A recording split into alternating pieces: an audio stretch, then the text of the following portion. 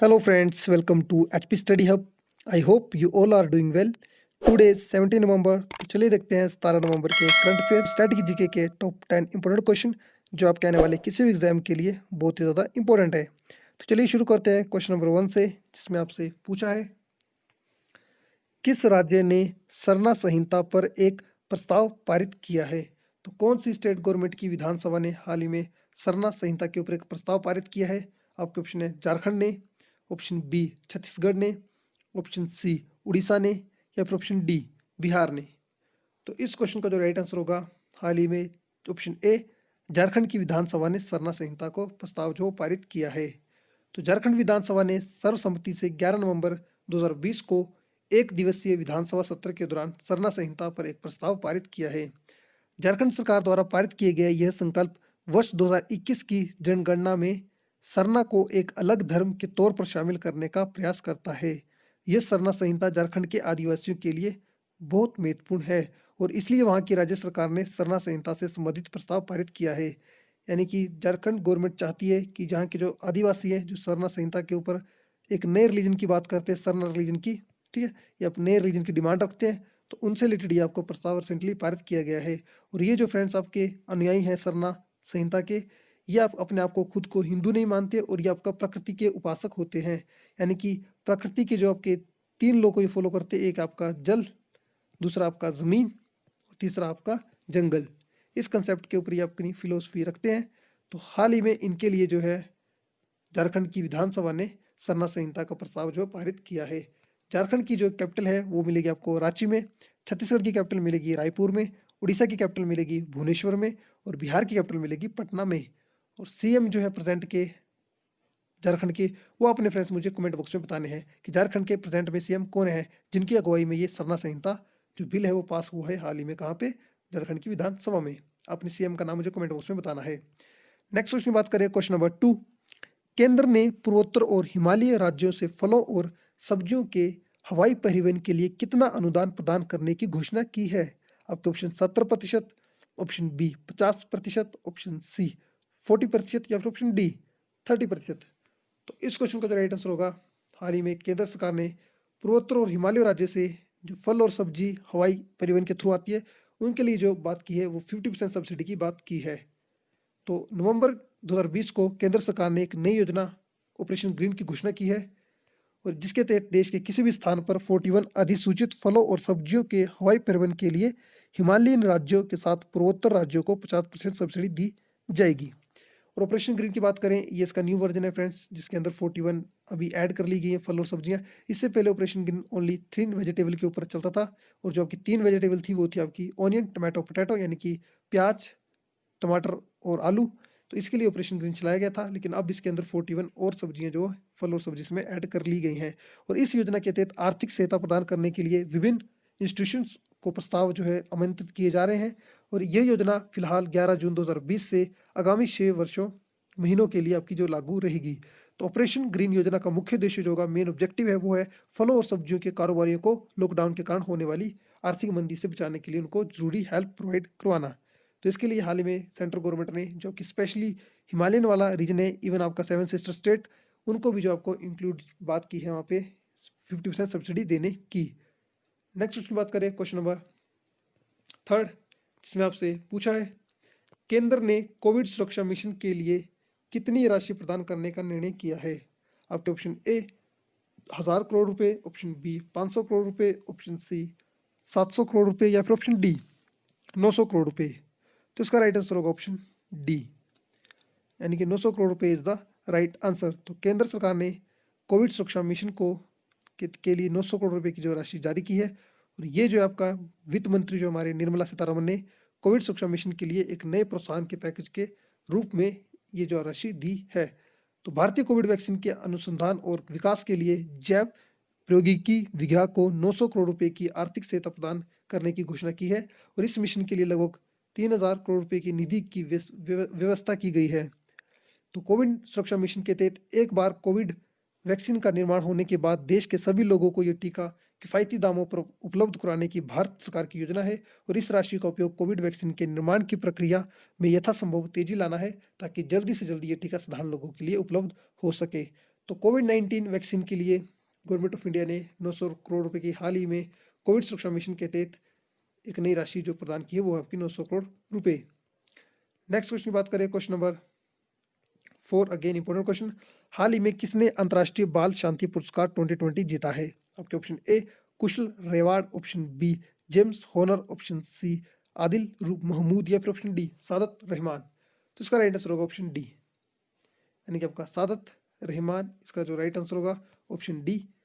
तो हाल ही में इन्हें जो है 2020 अंतर्राष्ट्रीय बाल शांति पुरस्कार मिला है और ये जो है आपके बांग्लादेश के हैं, 17 वर्षीय किशोर हैं सादत रहमान। और इन्हें जो है ये प्राइज इसलिए दिए गए क्योंकि साइबर बुलिंग जो होती है, साइबर बुलिंग फ्रेंड्स आपका तो ऑनलाइन माध्यमों से किसी को तंग करना है, इंक्लूडिंग आपका फेसबुक व्हाट्सएप के जरिए जब आपको कोई तंग करता है, आपको मैसेज भेज के या फिर वीडियो कॉल करके अदर एनीथिंग से फ़ोन करके आपको जब तंग करता है तो उसे बोलते हैं साइबर बुलिंग।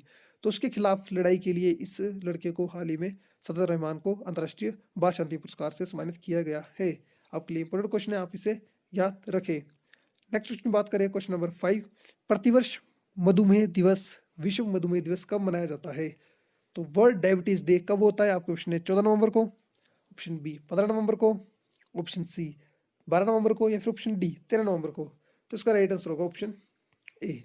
तो हर साल वर्ल्ड डायबिटीज डे सेलिब्रेट किया जाता है, वर्ल्ड डायबिटीज डे सेलिब्रेट किया जाता है 14 नवंबर को, ठीक है फ्रेंड्स।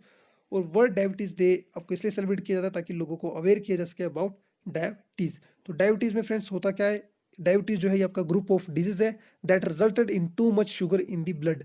जब ब्लड्स के अंदर आपके हाई जो ग्लूकोज की मात्रा बढ़ जाती है तो उस बीमारी में आपका डायबिटीज बोलते हैं। तो डायबिटीज में फ्रेंड्स होता क्या, आपका जो इंसुलिन हमारा हार्मोन होता है, ठीक है, जिसका काम होता है कंट्रोल करना हमारी बॉडी के अंदर शुगर को, और साथ में इंसुलिन हार्मोन्स का काम भी होता है फ्रेंड्स आपका फूड जो भी हम खाना खाते हैं, यानी कि फूड हो गया, भोजन हो गया, तो उसको कन्वर्ट करना एनर्जी में, ठीक है, उसको एनर्जी में कन्वर्ट करना।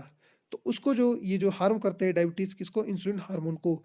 तो जिसकी वजह से क्या होता है फ्रेंड्स आपका हमारी बॉडी के अंदर जो है फूड से एनर्जी इजीली कन्वर्ट हो नहीं पाती है, और फूड जो है वो आपका ज़्यादा स्टोर होने की वजह से वो आपका शुगर की फॉर्म में चेंज होता है, यानी कि ग्लूकोज की फॉर्म में बनता है, और जिससे क्या होता है फ्रेंड्स आपका हमें डायबिटीज़ की प्रॉब्लम होती है। तो इसके लिए खिलाफ आपको अवेयर करने के लिए हर साल जो है 14 नवंबर को यूनाइटेड जो WHO वो सेलिब्रेट करता है, ताकि लोगों सेलिब्रेट करता है लोगों को अवेयर करने के लिए वर्ल्ड डायबिटीज़ डे। ठीक फ्रेंड्स, नेक्स्ट की बात करें, क्वेश्चन नंबर 6 मॉडर्न हिस्ट्री से आपका क्वेश्चन है और इंपॉर्टेंट क्वेश्चन है। स्वतंत्रता आंदोलन के दौरान रविंद्रनाथ टैगोर ने नाइटहुड की उपाधि किस घटना के विरोध में वापस कर दी थी? आपके ऑप्शन ए बंगाल विभाजन, ऑप्शन बी जलियांवाला बाग हत्याकांड, ऑप्शन सी भगत सिंह राजगुरु और सुखदेव को मृत्युदंड, या ऑप्शन डी उपरोक्त में से कोई नहीं। तो इस क्वेश्चन का राइट आंसर होगा रविंद्रनाथ टैगोर ने नाइटहुड की उपाधि जो लौटाई थी वो लौटाई थी जलियांवाला बाग हत्याकांड के अगेंस्ट में। तो रविंद्रनाथ टैगोर को 1915 में ब्रिटिश सरकार ने नाइटहुड की उपाधि जो से सम्मानित किया था, और उन्होंने ये उपाधि 13 अप्रैल 1919 को जलियांवाला बाग हत्याकांड से आहत होकर दुखी होकर ये जो आप वापस कर दी थी। तो इस तरह में उन्होंने उस वक्त के प्रेजेंट जो थे वॉइसरॉय लैंड के लॉर्ड चैम्सफोर्ड को पत्र भी लिखा था, और उसमें वहाँ पर उन्होंने इस उपाधि को लुटाया था। और रविंद्रनाथ टैगोर के साथ आपके महात्मा गांधी ने केसरे इंद की उपाधि और जवाहरलाल बजाज ने राय बहादुर की उपाधि भी वापस लौटा दी थी ब्रिटिश गवर्नमेंट को।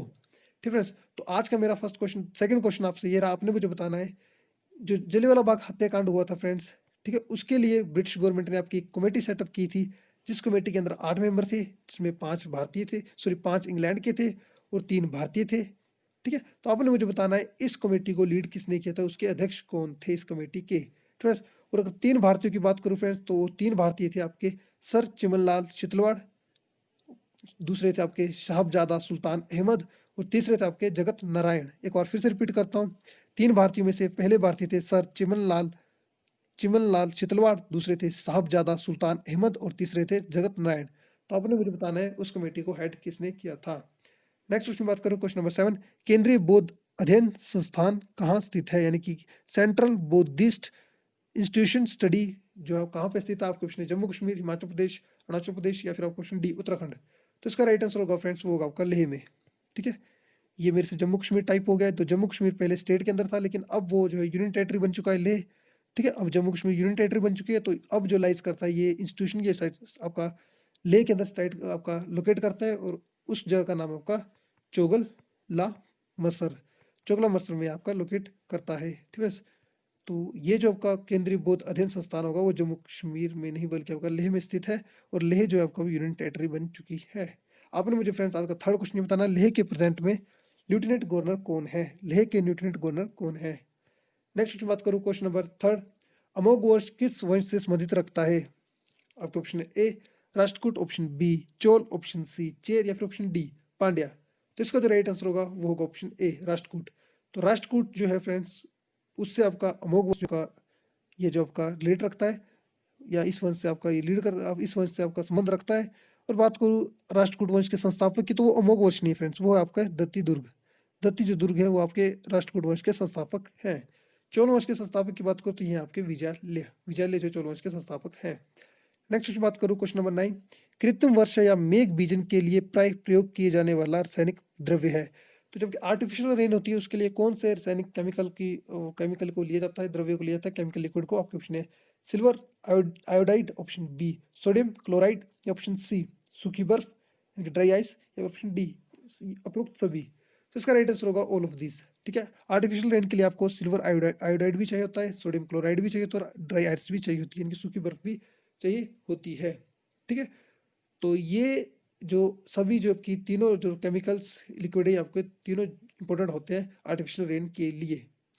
नेक्स्ट बात करूँ क्वेश्चन नंबर 10 और आज का लास्ट क्वेश्चन, सबसे बड़ा न्यायिक क्षेत्र किस उच्च न्यायालय का है? यानी कि सबसे बड़ा जो एरिया है वो किस आपका उच्च न्यायालय का है? आपके ऑप्शन है Bombay high court, option B Guwahati उच्च high court, option C Allahabad high court, या फिर option D Calcutta high court. तो इस क्वेश्चन का जो राइट आंसर होगा वो होगा option B Guwahati high court is the right answer.